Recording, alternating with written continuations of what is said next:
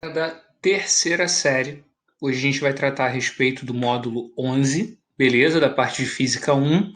Aqui o professor Tales, deixando aí um salve para toda a galera da terceira série. Hoje a gente fala sobre transmissão de movimento, tá bom?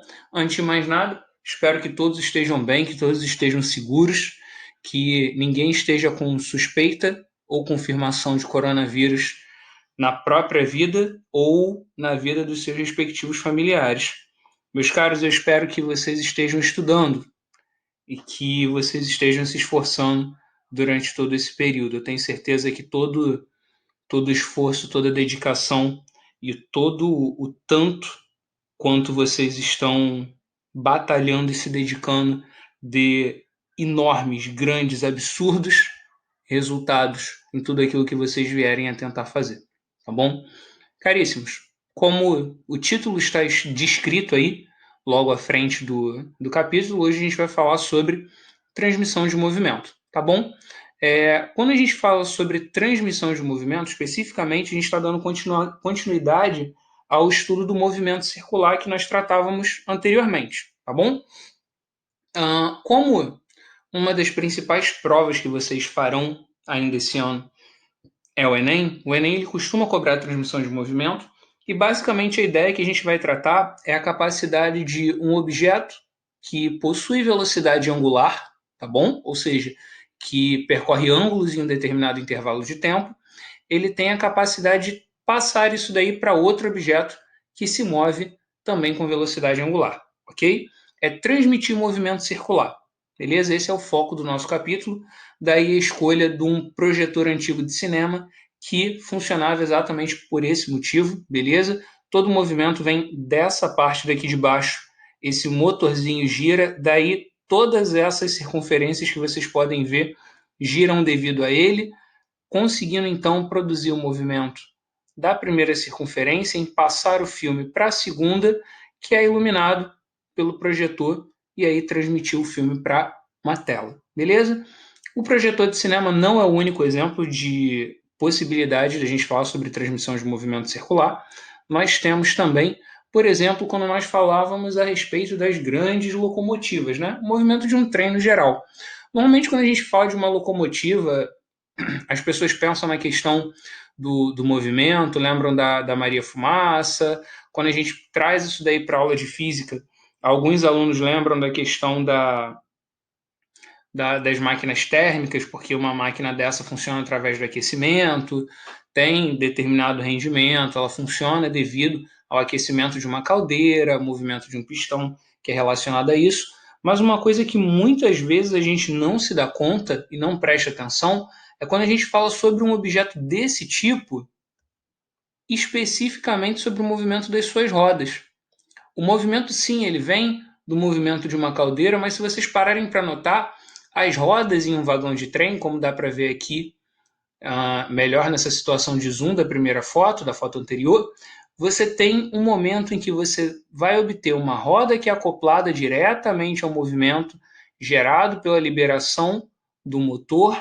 Aí essa primeira roda é acoplada a uma segunda, que é acoplada ao movimento da terceira, e assim sucessivamente para todas as demais. Então, nós temos um objeto que gira e passa esse giro, passa esse movimento, que transmite esse movimento circular para um outro objeto ligado diretamente após ele, tá bem? Outra possibilidade da gente falar aí a respeito desse assunto são dos projetores antigos, que funcionavam exatamente através disso. A gente tem aqui na segunda foto, acredito que fique mais claro para vocês observarem isso, onde nós temos o movimento de todos esses pequenos motorizinhos que levam o movimento para os suportes que estão em posições um pouco mais assim, fazendo com que haja um movimento, fazendo com que o filme passe de uma circunferência para outra, de um cilindro para outro, gerando transmissão de movimento circular, né? Onde a gente vai analisar a velocidade angular e a velocidade linear desses objetos. Tá legal?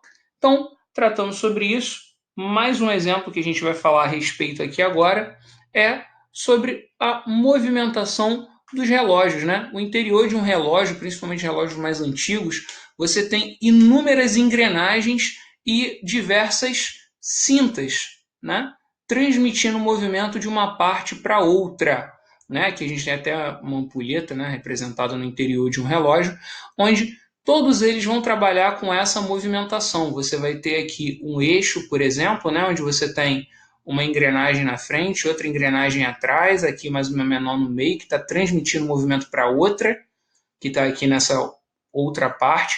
Então, através desses objetos, através desses exemplos, a gente consegue ter uma capacidade de exemplificar muito bem o que acontece na transmissão do movimento circular.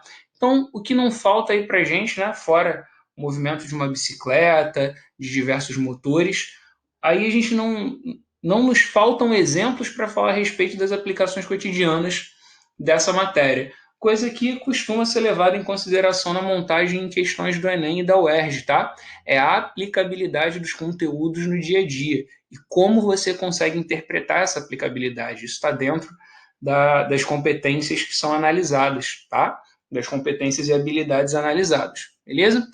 Primeira coisa que a gente vai falar quando trata a respeito do movimento circular, hoje especificamente, é que existem vezes em que esse movimento é constante. Quando a gente fala, por exemplo, de um relógio, né? Aí a gente tem um exemplo perfeito de um movimento circular uniforme, tá? Mas também existem outras ocasiões em que esse movimento ele não é uniforme, mas é uniformemente variado, tá bom? Muitas vezes um objeto que gira, ele gira, mas ele entra em um estado de movimento a partir do repouso. Ou seja, quando a gente pega, por exemplo, uma roda gigante, ela tem um movimento circular, tá? Só que ela não fica eternamente nesse movimento circular uniforme. Ela começa no repouso. Então a velocidade angular desse objeto ela muda e é alterada com o passar do tempo. Então, o que a gente pode falar a respeito do movimento circular uniforme? Bom, a primeira coisa é que ele é análogo ao MRUV, né? Ao movimento retilíneo uniformemente variado. Qual era a principal característica do movimento retilíneo uniformemente variado?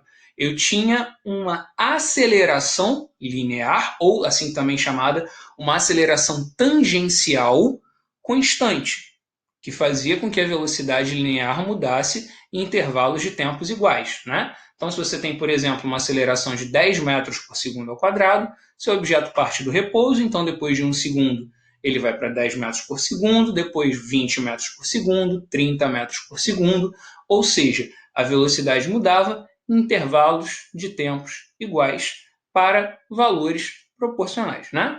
Nesse caso, o exemplo comentado foi um exemplo crescente, tá? Também poderia ser decrescente. Ao invés de ganhar velocidade, o objeto poderia perder velocidade, tá bom? A velocidade poderia ser reduzida, também iria funcionar. Quando a gente fala sobre o movimento circular uniformemente variado, a gente não fala sobre uma aceleração linear constante, a gente fala sobre uma aceleração angular constante, beleza? Como que isso vai funcionar para a gente? Bom, em primeiro lugar, você tem que lembrar que a aceleração angular ela é calculada como variação da velocidade angular sobre a variação do tempo, é o delta ômega sobre o delta t. Lembrando, o delta ômega, esse cara daqui, ele é medido em metros, em radianos por segundo, e o delta t em segundo. Então, alfa, a aceleração angular constante desse movimento, ela pode ser representada para a gente como radianos por segundo ao quadrado. Encontrou radiano por segundo ao quadrado na tua questão, sabe que é aceleração angular, tá bom? Professor, se tiver alguma coisa que vier em metro por segundo ao quadrado, aí a gente não está falando de aceleração angular, a gente está falando sobre aceleração linear, também chamada de aceleração tangencial. Tá legal? Bom, lembrando, como que essa fórmula vai ajudar a gente no MCUV? Ela vai montar para a gente uma função. Como que essa função acontece? A gente abre o delta, né? A gente fala que todo delta é final menos inicial. Então, variação da velocidade angular é velocidade angular final menos a inicial. E variação do tempo é o tempo final menos o tempo inicial, tá? Então, velocidade angular final menos velocidade angular inicial, dividida por tempo final menos tempo inicial, beleza? Ou que não queira chamar de final, chame de qualquer, tudo bem? Não tem problema. O que acontece nesse caso daqui? Nós sabemos que para o movimento circular uniformemente variado, assim como para o retilíneo uniformemente variado, o tempo inicial desses objetos tende a zero. Se esse tempo inicial tende a zero, a gente pode tirar o t0 daqui, vai ficar com alfa, que é a aceleração angular, igual ao delta ômega, né, final menos inicial, sobre o tempo. Se eu passar o tempo multiplicando para o outro lado e jogar o ômega zero, a velocidade angular inicial, a gente monta uma função horária da velocidade angular para o movimento circular uniformemente variado. Beleza? Isso daqui é análogo a V igual a V0 mais AT, só que aqui a gente está substituindo esses valores por valores do movimento circular. Ok? Como que a gente pode utilizar essa fórmula? Bom, para utilizar essa fórmula, basicamente a gente precisaria de determinado objeto que tivesse mudança, que tivesse alteração no seu movimento circular. Beleza? Professor, trouxe um exemplo para a gente? É claro que eu trouxe, né, criatura? Está aí para você. Tá bom? Como exemplo disso, imagine que você tem um carro que parte do repouso, ou seja, ele tem velocidade inicial zero. Então a roda dele encontra-se parado. Foque na roda do carro, beleza? Começa.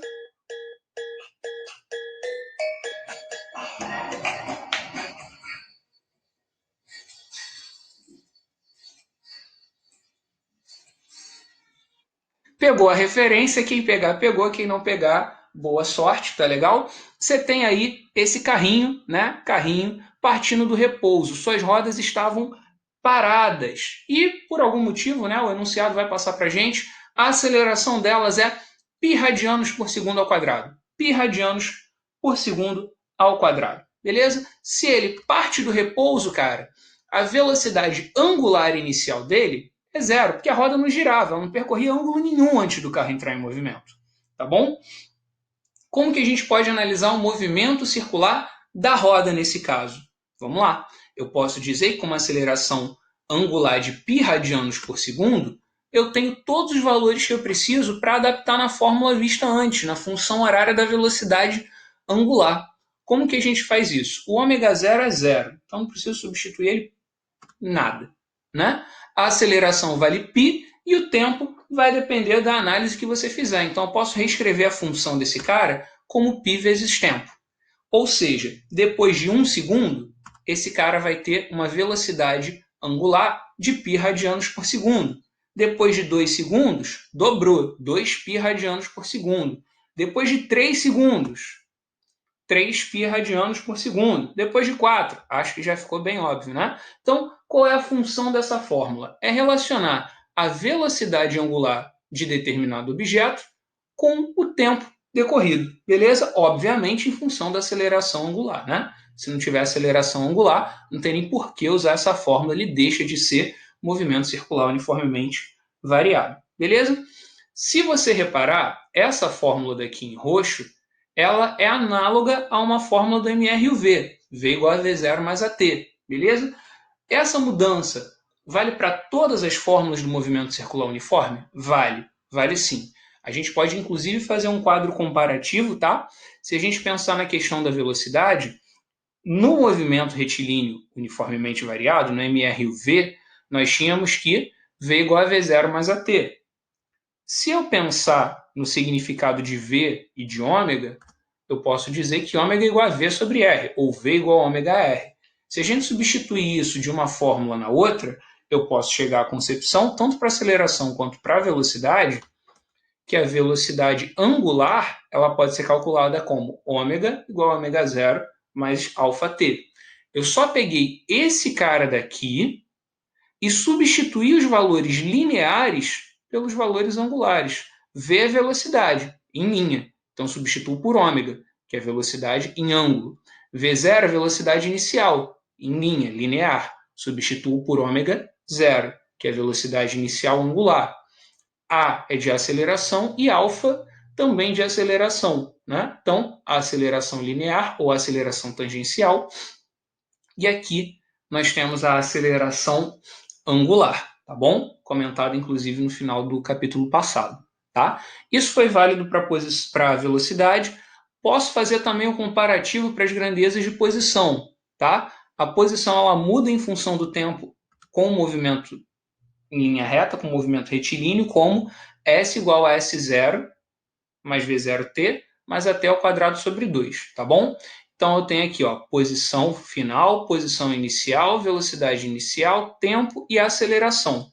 Depois o tempo quadrado de novo, né, dividido por 2. O tempo, ele não se altera, ele é o único parâmetro que não se altera.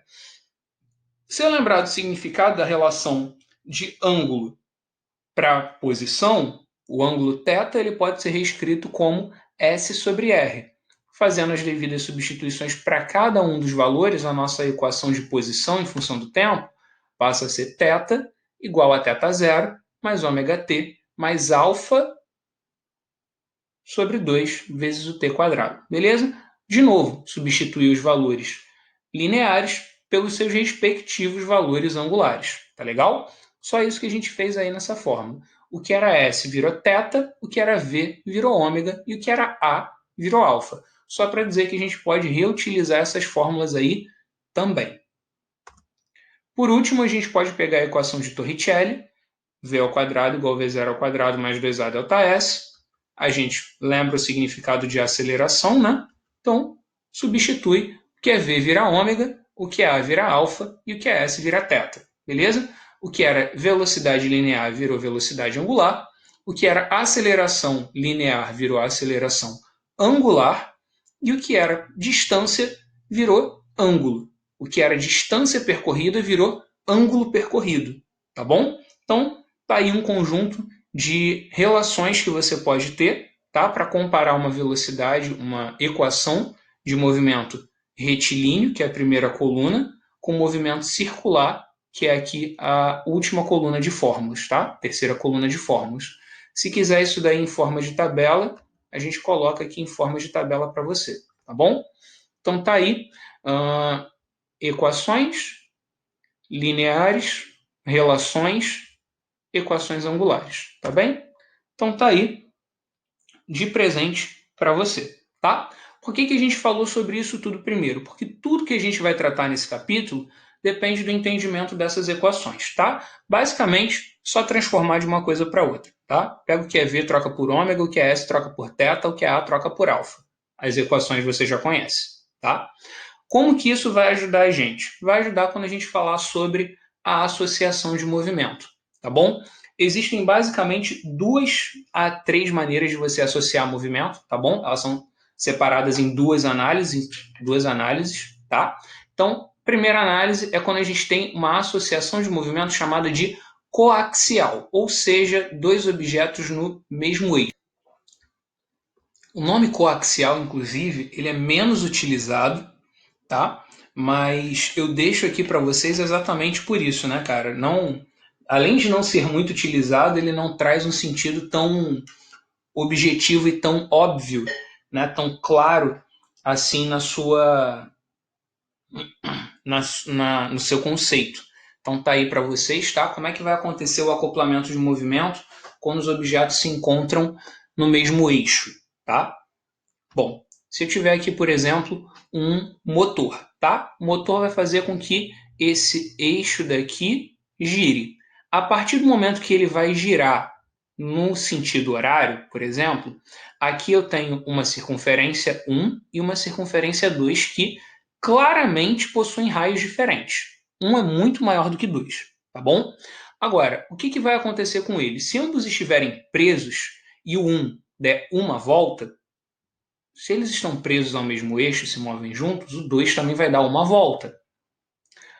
Se o 1 der 15 voltas, o 2 obrigatoriamente vai dar 15 voltas. Beleza? Agora, se o 1 andar um ângulo de π sobre 3 graus, o 2 vai andar um ângulo também de π sobre 3 graus. E vai levar para isso o mesmo intervalo de tempo. Consequentemente, se eles levam o mesmo intervalo de tempo para dar o mesmo número de voltas, eu posso dizer que eles têm a mesma velocidade angular, tá? Se ao invés de querer chamar isso daqui de 1 e 2, você quiser chamar de A e B, não tem problema, tá? Ômega A igual a ômega B, não tem problema, não faz a menor diferença, tá bem? Isso daí fica a teu critério. O que você tem que entender é, se eles giram juntos, eles vão possuir mesma velocidade angular. E, consequentemente, se eles possuem mesma velocidade angular, possuem também mesma aceleração angular, tá bom? Se eles levam o mesmo tempo para dar o mesmo número de voltas, possuem o mesmo período. E se dão o mesmo número de voltas ao mesmo tempo, consequentemente, tem a mesma frequência, tá bem?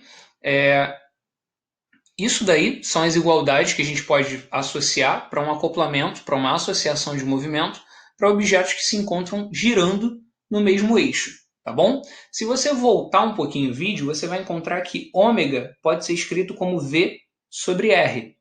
Então, se ômega 1 é igual a ômega 2, eu posso relacionar a velocidade linear do primeiro com a velocidade linear do segundo em função do raio. Como? Se o ômega é igual para os dois e ômega é igual a V sobre R, eu posso dizer que ômega 1 igual a ômega 2, ou seja, V1 sobre R1 é igual a V2 sobre R2. Beleza? Exatamente pela relação que a gente montou há um tempinho aí atrás no vídeo, tá? Então, se V igual a ômega R, ou se você quiser escrever ômega igual a V sobre R, a gente pode montar essa relação daí para o ômega, tá bom? Se quiser também pode montar para o alfa, né? Porque o alfa ele é o A sobre R. Então eu posso falar da aceleração linear ou aceleração tangencial desses caras, que é A1 sobre R1 igual a 2 sobre R2, beleza? Se eu quiser tratar sobre os objetos que são, sobre as grandezas que são iguais no movimento, eu apelo para as igualdades em preto. Se eu quiser tratar para aquelas que são diferentes, eu venho aqui para as de roxo, marcado em volta aqui no pergaminho laranja, tá bom? Então, quando a gente fala de associação de movimento, coaxial ou para movimentos de mesmo eixo, essa daqui é uma que não é tão cobrada assim, beleza? Nós temos essas ideias daí, ok? Isso é o que a gente fala quando eu tenho acoplamento ou associação de movimentos de mesmo eixo. Professor, qual é a outra possibilidade? Então, as outras possibilidades que a gente tem para isso é quando eu tenho a associação de movimento por correia, como em uma bicicleta, ou quando eu tenho o funcionamento de uma engrenagem. Por que a gente fala dos dois juntos? Porque nos dois casos a gente considera que os movimentos apresentam, por estarem ligados através de pontos externos à circunferência, que eles vão possuir a mesma velocidade linear. Então, quando eu tenho o movimento de uma correia ou de duas engrenagens, tá? Eu digo que a velocidade linear dos dois casos é igual, beleza? A velocidade linear dos dois casos é igual, tá bem? Se V pode ser escrito em forma de ômega R, eu posso dizer que ômega 1 R1 é igual a ômega 2 R2, para relacionar o que é diferente, né? Beleza? Posso comparar a velocidade angular através do uso do raio, beleza? Se você ainda lembrar que ômega pode ser escrito como 2πf, você pode dizer que 2πf1r1 é igual a 2πf2r2. Você tem 2π multiplicando dos dois lados, então a gente ainda pode simplificar. Então a igualdade que fica válida aí é F1R1 igual a F2R2. Se você quiser escrever R1 sobre T1 igual a R2 sobre T2, também é válido, porque frequência e período são inversos um ao outro. Multiplicar por frequência é a mesma coisa que dividir por período. Traduzindo, professor, o que é esse monte de coisa que o senhor está falando? Traduzindo para você, criatura. Tá? Se eu quiser relacionar correia ou engrenagem, a gente tem duas fórmulas aqui, três na verdade, né? Ômega 1 R1 igual a ômega 2 R2, alfa 1 R1 igual a alfa 2 R2, ou a gente tem aqui também a questão da frequência, que é essa última linha, tá? Essa é a maneira de relacionar uma coisa com a outra quando a gente tem a associação de movimento por correia ou através de uma engrenagem, tá bem? Agora, uma coisa que muita gente pergunta, uma coisa que muitos alunos acabam ficando em dúvida. Professor, é possível, ao mesmo tempo, eu ter um acoplamento de movimento, uma associação de movimento que trabalhe tanto a questão da correia com a engrenagem e com o mesmo eixo ao mesmo tempo, e se eu tiver essa coisa absurda, como que eu resolvo? Então, menos pavor, mais explicação. É possível? Sim, é possível, tá? Quando nós temos ambos simultaneamente, isso normalmente aparece quando a gente fala do movimento de uma bicicleta ou do movimento do motor. O movimento do motor costuma ser o que assusta mais, porque é a figura que aparece com mais coisas. Aqui na primeira foto, na primeira animação, eu coloquei para vocês um motor visto de lado, tá? Você tem aqui uma correia, aqui embaixo um eixo, então você tem um eixo, nesse eixo você tem um cilindro nessa ponta, outro cilindro nessa outra, aqui você tem uma correia e em cima você tem outro cilindro. Então você tem correia e eixo. Beleza? Às vezes, se a gente mudar, né, o posicionamento, olhar um pouco mais de perfil, fica mais clara a questão aqui da correia. Aí tu olha para a correia, você vê que tem um cilindro. Aí agora você encontra mais duas aqui, né, duas circunferências aqui embaixo de tamanhos diferentes, duas aqui em cima de mesmo tamanho. Você vê que tem outro eixo aqui em cima que não dava para ver antes, né? Então, basicamente, a foto que costuma ser mostrada quando a gente fala do funcionamento de um motor é essa. Obviamente, uma prova ela não vai aparecer animada, tá? Mas a ideia aqui é, você tem tanto uma transmissão de movimento coaxial, né, de mesmo eixo, tanto aqui dois eixos em cima quanto um eixo embaixo. Você tem aqui uma correia que funciona com duas engrenagens aqui em cima, uma aqui embaixo, ainda tem uma outra aqui na ponta, né? Girando pelo lado de fora. Como que a gente faz isso? Por etapas. Tá? Como já dizia o Jack, vamos por partes. Então, se o enunciado te passar um objeto que tenha mais de uma opção de transmissão de movimento ao mesmo tempo, preste atenção em analisar a questão por onde ela começa, que aí você vai entender por onde o movimento vai começar. Dessa maneira, você vai analisando parte a parte, etapa por etapa, o que está ocorrendo e o que está acontecendo em cada parte do movimento que você está estudando, beleza? Assim, consequentemente, conseguindo resolver a questão, conseguindo chegar a um enunciado, a uma resposta de direito para você, tá bom?